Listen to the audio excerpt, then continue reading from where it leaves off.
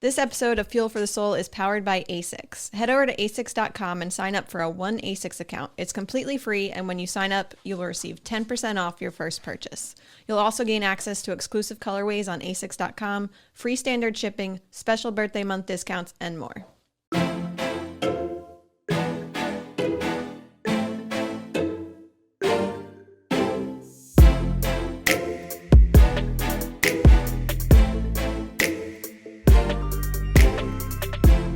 Hopefully you had a good Christmas then. Anyway, hi, this is Thomas with Believe in the Run. This is Megan with Believe in the Run. And this is Megan with Featherstone Nutrition. As you can tell from the giggling, Feathers, a.k.a., is going to be in a good mood today. We're going to have a good show. So get ready. Buckle up, people.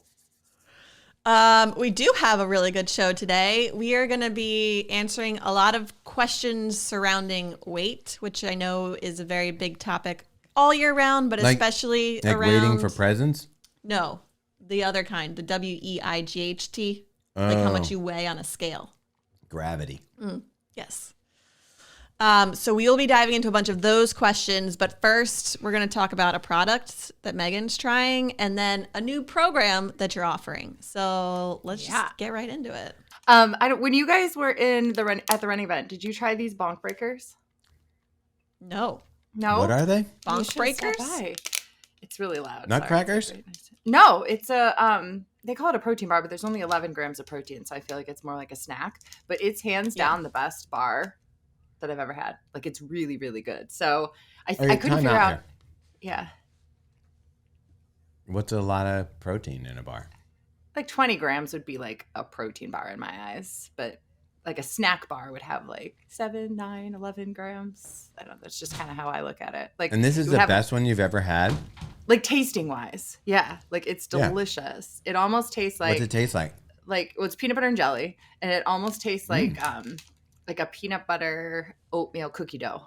Like that's kind of the flavor and texture. And then in the middle is like jam, but not like runny jam. It's like more like granola bar texture jam. I don't know that I love that there's jam in the middle. Wait, but let's talk about jam for a second here. Is that a regional thing? Like, do some people eat jam? Some have jelly. Some have like preserves. I think there's like a definition involved, like jam or jelly. Like there's seeds or no seeds. I don't know the difference. Yeah, preserves has like pieces of fruit in it or something. I don't know. Yeah, no, but look, it's not here. Look, it's not like jelly, you know, it's just jelly flavored center. So I think you might like it. They're really good. Okay. There it is. It looks like a kid's cereal bar. No, it's pretty dense.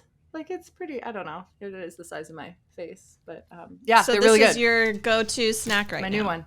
Mm-hmm. I just ate one. I took the kid to the dentist. Yeah. Mm-hmm. May I have one, please? Teleport it straight through the microphone. So talk to us about this new program that you're offering.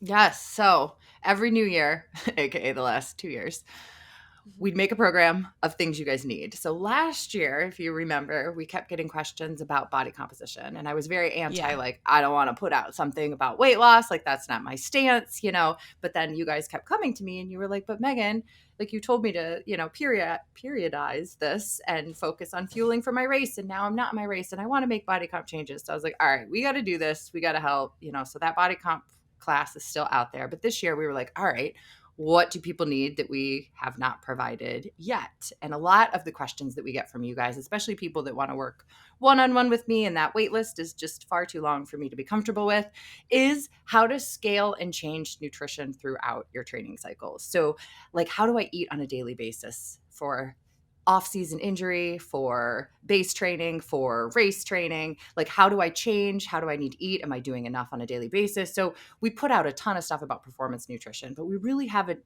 dived very deep into like the daily nutrition habits, choices. How does that scale? So that's really what this program is all about. So it's totally on demand.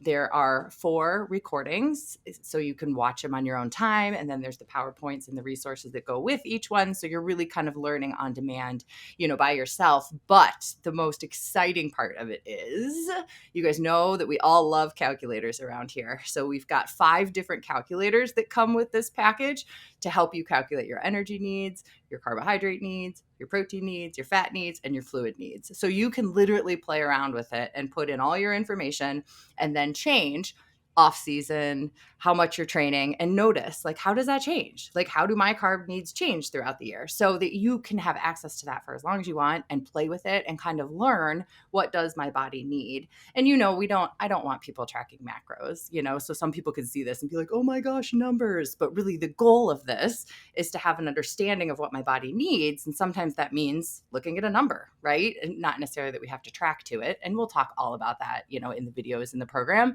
but it's really giving people the resources that they need to figure this out, on their own. How do you calculate how many pints of ice cream you should have after dinner? I mean, I think that the limit does not exist. You just eat to your heart's content, T. Okay, so let's say I download this program and I don't know, I'm trying to plan out my year or whatever, and I'm training for this now. I can go in and use these calculators right when I'm in the heart of training, and then go in when I'm in off season, and just when things are changing on the fly, I just go in and type in my activity levels and stuff. Yep. And then the education piece is going to help you figure out how to translate that numbers into action, so that we don't have to be tracking numbers, right? So what does this look like? How should I be changing things? And kind of making sense of how to make these numbers turn into nutrition for ourselves, right? But, the goal is to create that awareness so people can do it for themselves, But say you didn't want to do it for yourself. Say you had somebody that you lived with and you're like, hey, calculate this. So I might have thought of you when I was creating this program, Thomas, because I do think there's certain people that would benefit from this, right? Kind of very autonomous people who like to take action on their own, like to be self-taught, don't need the accountability. I think someone could really thrive in this. And then I was like, what about someone like Thomas, who wants to be told what to do, doesn't want to have to figure it out for themselves? I was like, I don't know. He might not dig this program, but there's plenty of us that will. You'll just have men. But no, he wants me to use the program, figure out both of our numbers and where we should be at around there, and then just serve him the exact perfect amount based off of these calculations. And then when I start walking towards the fridge or something, she'd be like, smack that out. You don't need that. No, I could. Well, I mean, I kind of already did that with your one-on-one for both of you. So you guys, if you've worked with me one-on-one, you probably don't need this program, I guess is a good point. But yeah. Okay, so this is very exciting. When can people get it, and how do they get it? Well, it launched yesterday. So you can just log on to the website, you purchase it there, and then all the resources just live on a private part on our website, so that you'll just have access to those as soon as you log into your account and you've purchased it, for as long as you want access to it. How much does it cost? So it'll be $350 for the 4 recordings, all the resources, the 5 calculators. And you get it forever. Forever. And ever. Do they get one opportunity to DM you a day? Oh, well, here's the thing. People DM me constantly, and I give out a lot of information. I probably shouldn't put that publicly. And then also email. I mean, between myself and my girl Katie that works the back end for me, we pretty much answer everybody's questions. So people get what they need. Okay. Is there anything else we need to know about this program? You need it.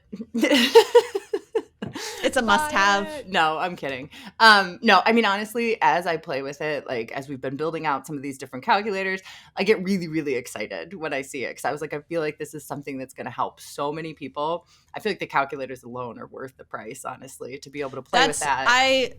I'm as you were talking about it, I was like, I want access to this. I want to put numbers in and see what it populates back and see how much it adjusts. I have a feeling if you want access to it, you might be able to get it. I know someone. Yeah. You know somebody who can hook that up. Yeah.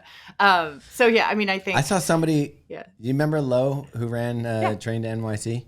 Yeah. He was doing a reel, and he had a leather-bound folder, and it had a calculator in it. And I was like, I haven't seen one of those in a long time. Yeah. Where'd he get that? That's fancy. Yeah. But he was, 1990. He was planning things. Yeah. Yeah. No, these calculators are a little more digital.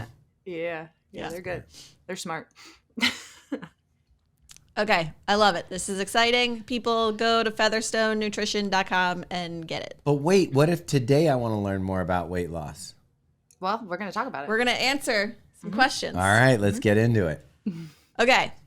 Our first question is from Jamie from Boston. And they said, like the Sam Adams commercial, if you haven't seen it. Have you seen it? Mm-mm. It's Jamie from Boston? No? Me neither. Is there like a tone to it that we should Google it and watch it right now? No. Okay. We'll do that another time. Okay. Jamie said, loving the podcast and the recipes you all have made commuting on the T a little more interesting than it otherwise would have been. My question today pertains to those of us on the lower end of the mileage count. I'm hoping to run my first marathon in the spring, but my long run is only up to 5 miles so far. You guys have talked about the importance of carbs, which believe me, I have no problem with. But for those of us who aren't up to 15 to 20 mile long runs yet, would that still be the focus of our running nutrition? I recognize I'll have to adopt as my mileage increases, but if I'm still on the lower end, I don't want to probably meant adapt. She did, and that's what she wrote. I read it wrong. Okay, because that would be weird if she adopted someone. To adapt as my mileage increases. But if I'm still on the lower end, I don't want to overdo it in either direction or too many or too few. How can I set myself up for success in the long run? Pun intended. Thanks again, everyone. You rock. Yours, Jamie. I want to know what Jamie from Boston, the Sam Adams thing is now very badly. We'll watch it later. Okay. Yeah. He's very preoccupied by this, in case anyone didn't realize that. Yeah. I mean, Jamie, I got a program for you. Cue that one up. Yeah. No, but honestly, this is like such a common question. Like people, I guess I should back up because as runners, our nutrition needs are very different from average humans. And we surround ourselves with runners. So we often think like, oh, everybody does this, right? Everybody eats like us. But honestly, the nutrition needs that we have to do some of these things with our bodies, whether it's half marathon, 10K, whatever it is a lot more than what we need at baseline. So yes, those carbs are going to scale up anytime we go from doing no activity to any type of running. So one question I had for Jamie is she a newer runner? I think she said it was her first marathon. So if any scale up in mileage would mean a scale up in nutrition. If she normally runs 50 miles a week and she's down to 30, then that would be a scale down. So a lot of it is going to be relative to what's your body used to and how have you been fueling it? So it's really trying to figure out like, how do we, make some of these changes depending on what we're demanding energy wise, from our bodies. But here's a question. I'm going to simplify it down a little bit. I'm running 5 miles for my long run, which probably means I'm running 2-3 miles on the other runs or whatever, maybe even shorter.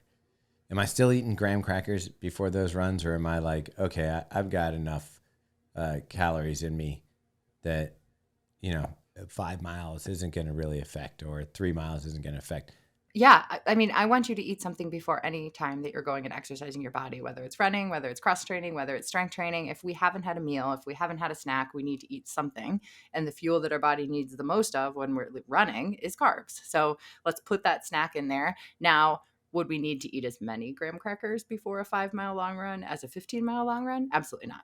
Right? Like we wouldn't need nearly as much, but we would need something. So it's trying to figure out how to scale that.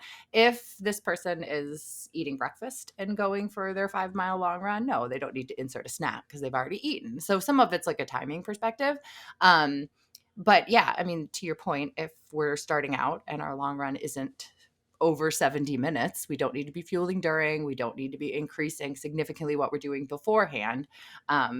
But we do still need to be prioritizing what we're eating before and then after. So you never want anyone to be fasted going into any type of physical workout? I don't. There's some proponents of fasted training out there to kind of help us adapt to be able to burn more fat in the long run. I think that's a very nuanced approach, and an approach that's a very high level approach when we've tapped out on absolutely everything else. And then also kind of our history. So we know that we're going to have better performance. We're going to recover better. We're going to lower our risk of injuries. We're not going to screw up our hormones if we are always going into these activities well fueled. So it's like, I mean, most of us are in this for the long haul. We're doing this for fun. So if we're constantly working out fasted, A, we're not going to feel great when we're working out, and B, we're increasing our risk of not being able to continue to do this for the long haul. So kind of looking at it as like a lifelong habit, I think we need to fuel them all. Mm-hmm. What I think is interesting though is like I probably weigh at least 50 to 60 pounds more than Megan. Mm-hmm. And I will eat a graham cracker or two, like the squares. So 1 graham cracker, pretty much. And I feel like for my shorter runs, that does the trick. Like I'm not, like if I go out for 6 miles or something like that, a graham cracker before I go just gives it enough extra carbs or whatever to start the race. And I won't gel or anything on a run like that. Should I be eating more, or if that works and I seem to feel good, that's fine? Yeah, I think that works totally well for you. And a lot of it comes down to like, how is our nutrition throughout the rest of the day? So if somebody's inadvertently or intentionally under fueling, they're going to wake up and be starving. And 1 graham cracker is not going to fuel their 6-mile easy run. But I know how you eat. I know you have a great dinner. Maybe you had ice cream before bed. So you're well fueled throughout the evening. So a graham cracker is fine, so there's all sorts of context to it. But if we're fueling our body well and adequately throughout the day, that sounds like it would be totally fine before a shorter, easier run. Yeah, I just wake up and have graham crackers. That's just what I do now. It doesn't even really matter how far. We got fooled though. We got this new graham cracker, and I think it's a waste. They're kind of touting it as keeping your graham crackers fresher longer. Have you seen these? The fresh stacks? They're not the same. What is that? I don't think they're the same. I think they're putting less graham They're crackers. Sugary. And they're denser. They're not quite as like, fluffy's a bad word, but they're like, if you line them up next to each other, they're like more dense. Yeah. In the blind taste test with the graham crackers that I did this time last year, I could tell the difference. I could tell that it wasn't the actual Honey Made, like normal box graham cracker. Somebody told me they make them in different places. One's Mexico, one's US, or different plants or something. So I'm assuming that's what it is. But yeah, just say no to the fresh stacks. Yeah, well, I didn't know what was happening. Is my bad. I blacked out. Yeah. Okay, so Jamie, if this question was not thorough, I don't know what I'm trying to say. Well, if the answer wasn't thoroughly... No, see, no one can say it. What I'm trying to say is, if you're not satisfied with this answer here, you can go and get Megan's program, get your exact numbers, which would be really great, especially as you are upping your mileage for this marathon. It can help you factor in exactly what you need that we can't exactly answer right now. Okay, our next question is from, is this Lamont? Do you think that's how you say it? Lamont? I think so. Lamont. Is the T silent? I don't know. Yeah. Lamont? Lamont. Lamont? Lamont? I'm sorry for ruining your name from Australia. Oh, then it's Lamont. No, that's not it at all. That's definitely Lamonte. Good day, mate. That was better. Yeah. Okay, they said, hey guys, big fan of the podcast. Okay. I've had a few years off running and I'm trying to get back to the pace I once was, but I also used to be about 13K, 30 pounds lighter when I was at my fastest. For reference, I'm currently 174 pounds. I used to be 144 as a 5'11 male. It's a lot of weight, and I blame it on the fact that I live in Australia and therefore have unrestricted access to Tams. But wait, real quick question. He's 5'11 and weighed 144 pounds? We'll talk about that. Pretty. I would look like I was dying. Yeah. Well. Anyway, he said that's also why we have so few elite runners. Anyway, I figure I'm not going to get back to faster paces without getting back to a healthy racing weight. So my inclination is to eat to a calorie deficit most days, but I also want to train. Feathers, I know how strongly you warn us against underfueling, so I'm just wondering how to balance the need for some weight loss with the obvious need for nutrition for training. Thanks for the great info you guys provide us with. Love from down under. I dig it. So, Thomas... That's exactly where my mind went, is what you just said. I'm like doing the math in my head, and I'm like, a 5'11 male weighing 144 pounds is definitely... Like, I think I would be at optimal. Like, underweight. if I could get... Yeah, if I could get to optimal, I'm 5'11, and if I could get to optimal weight, I would think it would probably be 160 if I could get there. I don't know that I can get there. But, like, I'm floating at 5'11 at around 178 or so, and I wouldn't necessarily consider myself fat. No. Well, we don't like that word. Oh, yeah. I wouldn't consider myself gravity challenged. So yes, that's exactly. And it's hard when we're answering these questions, right? I can't see him. I don't know his body build. Like some of us have very petite bone structures, even, men or women.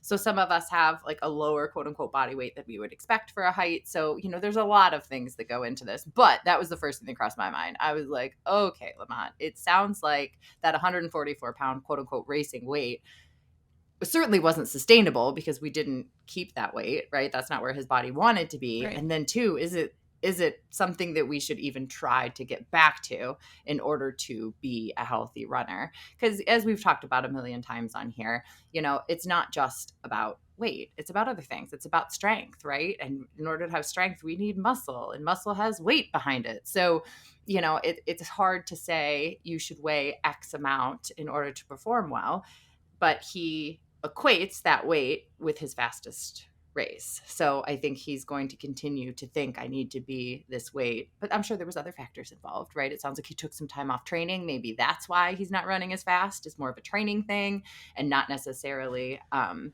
actual body composition thing. So I would just kind of tell him to get curious with this all and kind of think a little bit more about, where am I fueling my body adequately so that I can train? Is my training consistent? And where does my weight land? It's possible his weight is higher than it needs to be right now.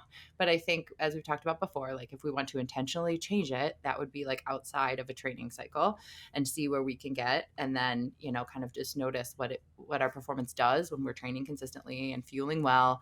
And, I would kind of moral of all of this is maybe drop the whole I need to be back to 144 pounds because that doesn't sound like it's the healthiest. Also, maybe you didn't mention cutting back on the Tams.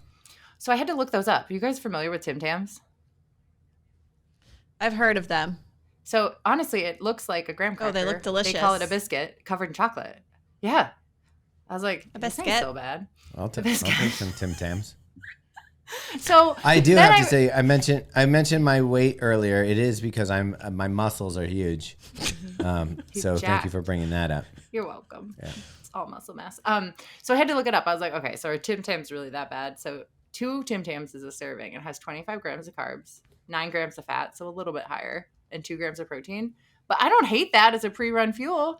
So maybe Lamont needs to have 2 Tim Tams before he runs so that he doesn't eat a whole box of Tim Tams on the couch at night. Kind of normalize how to use Tim Tams as performance fuel. Dude, I love a Tim Tam in the morning. Right?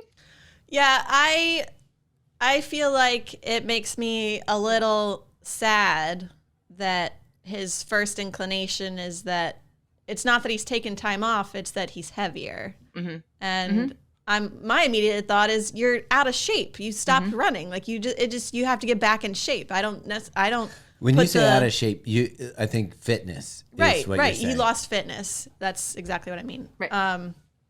And you just have to get that back, and that's not your weight isn't going to get your fitness back. And I do find that as I'm getting older, the fitness comes and goes at a different rate. Like I find that if I'm out for like a little bit of time, it is much harder to get like my comfortable paces back up to like an area where I'm like, that's my mind's expectation of what an easy pace should be. And I get all flustered because I'll like be running slow or what I consider slow from what I normally should be. And it feels like the effort of something that's a lot faster to me. And then slowly I'm like, oh yeah, okay, it's coming back. All right. And then it takes a lot longer. I think it's just the patience of giving yourself a little bit of grace and knowing that with consistency and weather and all that things will swing around. Maybe he needs a coach to do that for him.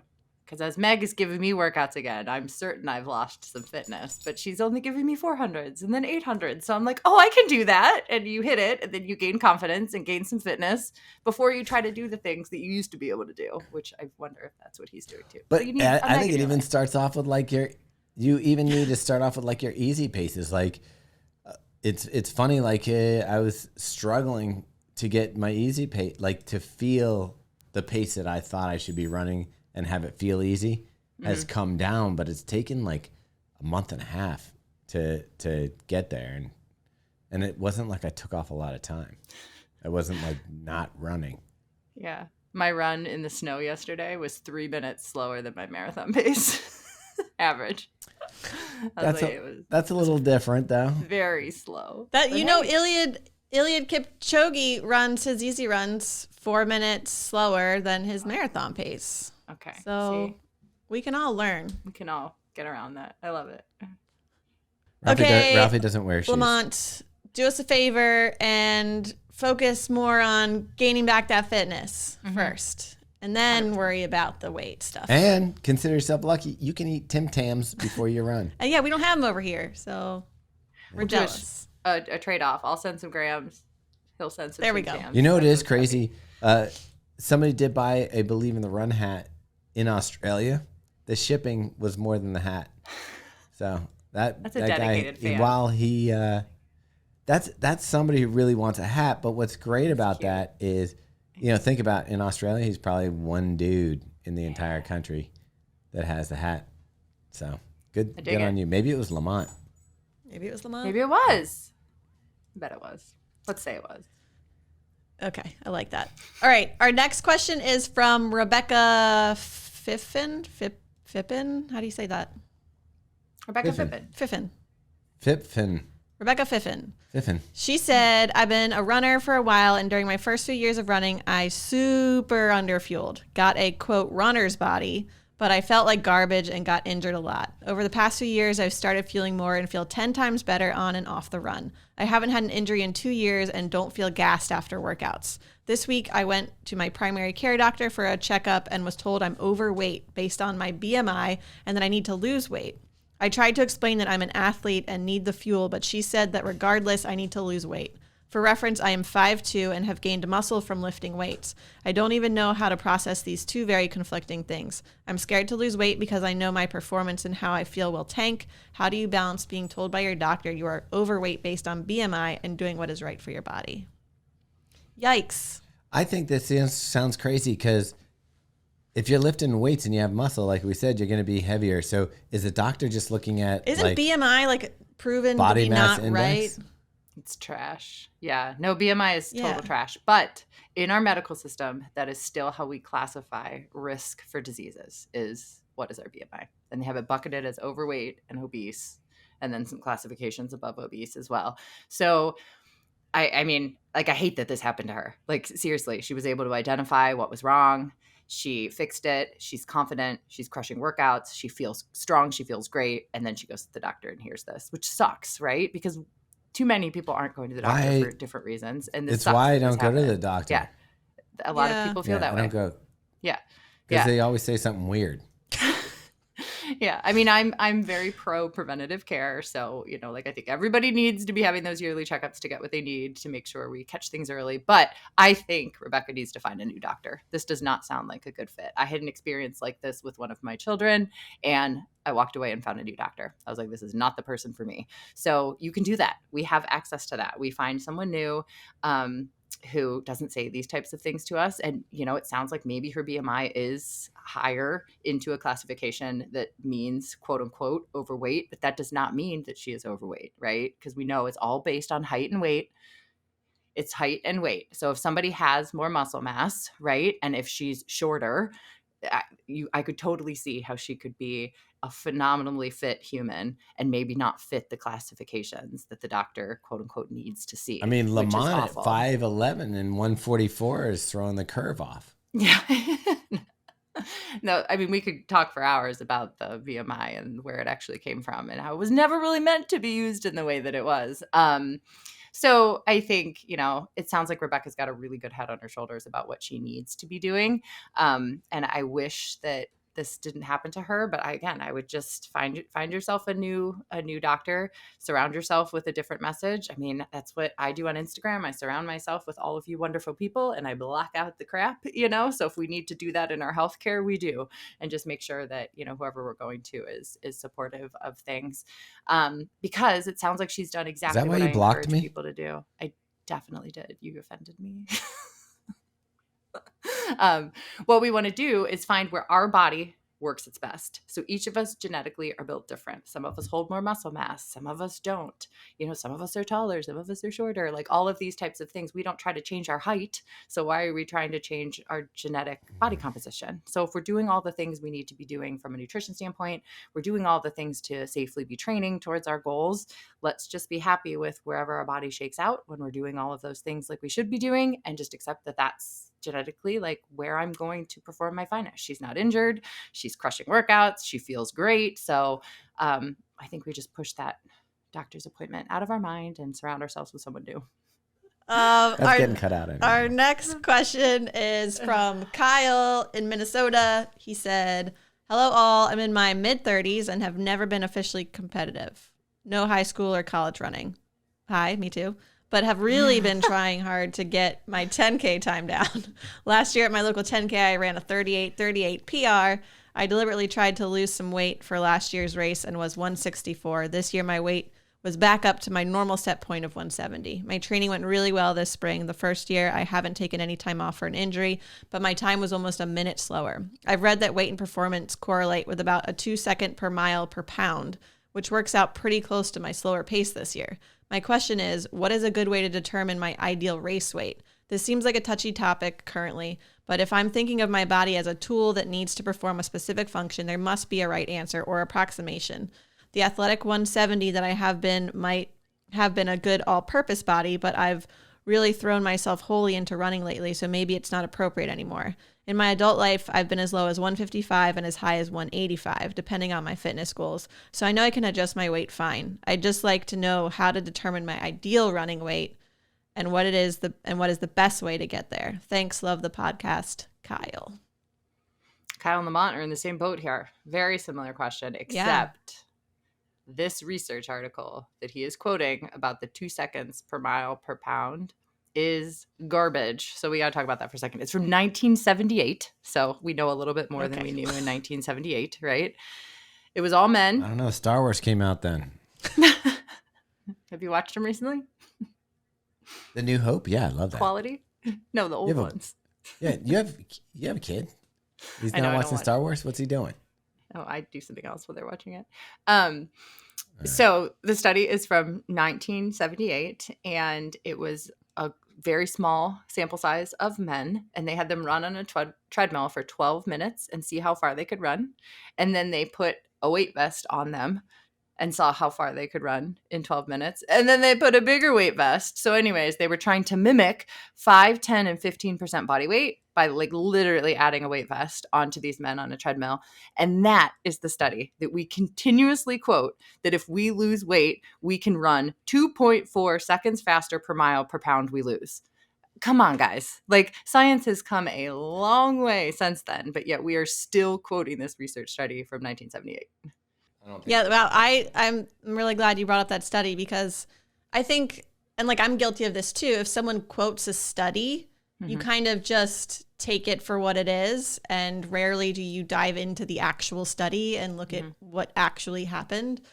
And this is, I've probably heard this sentiment like thousands of times and never really questioned it. That's a good point, Meg. There was a study recently saying that if you take care of your husband, do all the cooking and cleaning and watch that, you'll live a happier life. I saw that. Yeah. Tell her she'll get faster and she might do it. Makes you faster. And you'll be a faster runner. Yeah. I love it. And I mean, research is research, right? We can find flaws in almost anything, but I mean, this is like really outdated at this point. And I'm not trying to say weight does impact speed, right? Like, Meg, if you or I put on 20 pounds in a month and go try to run New York for fun in the same pace, we would struggle a little bit more, right? Like an extra 20 pounds for a runner is something. We're going to feel that, right?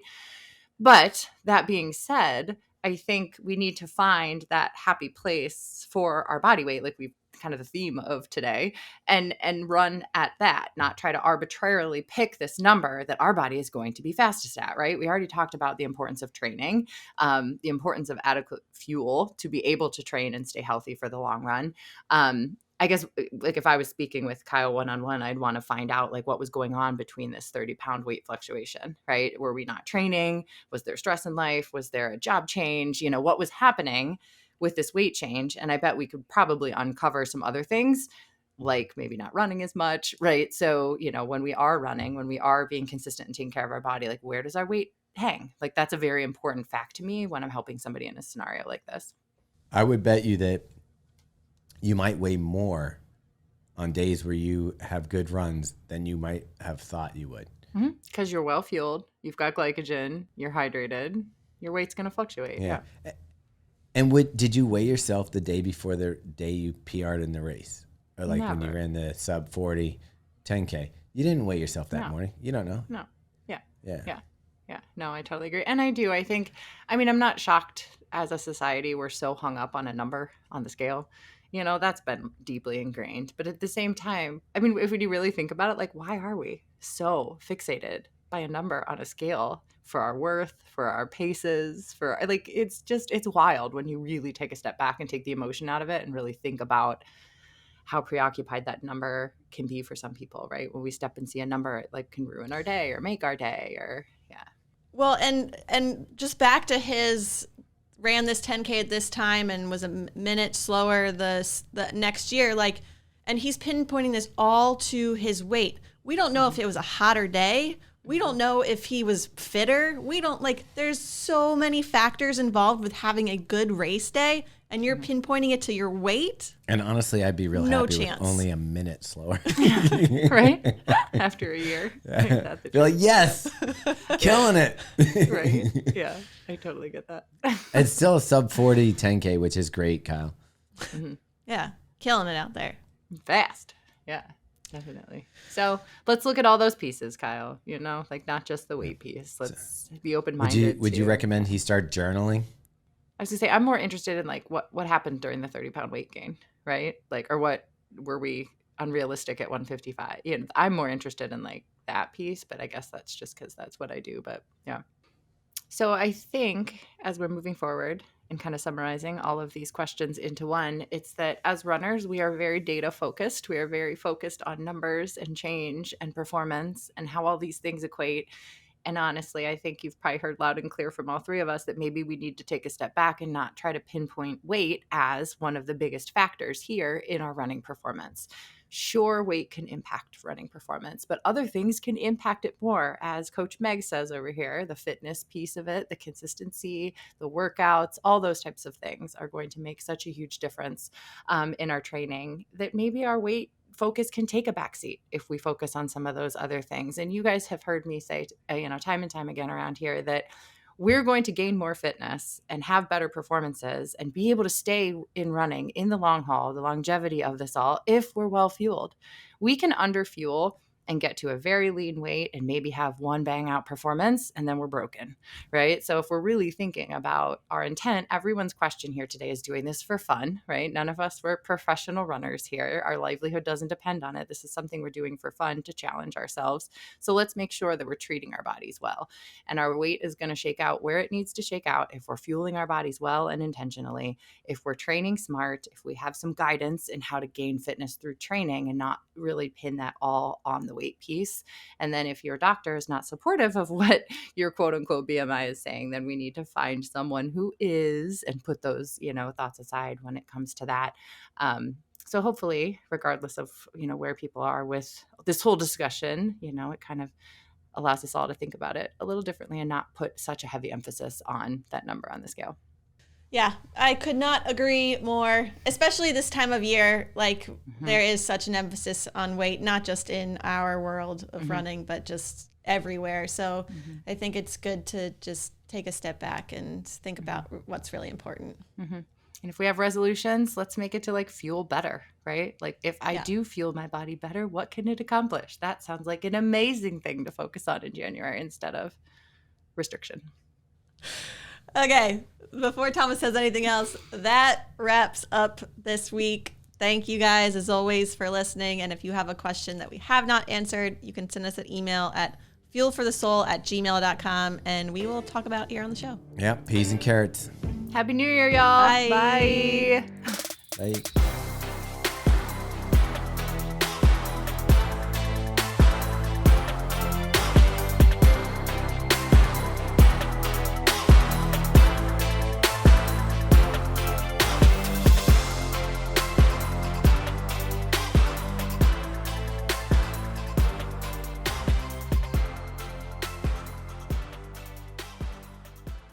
That's something else. Not something I was thinking of. Yeah, no one knows what that was. Anyway, Merry Christmas, everyone. This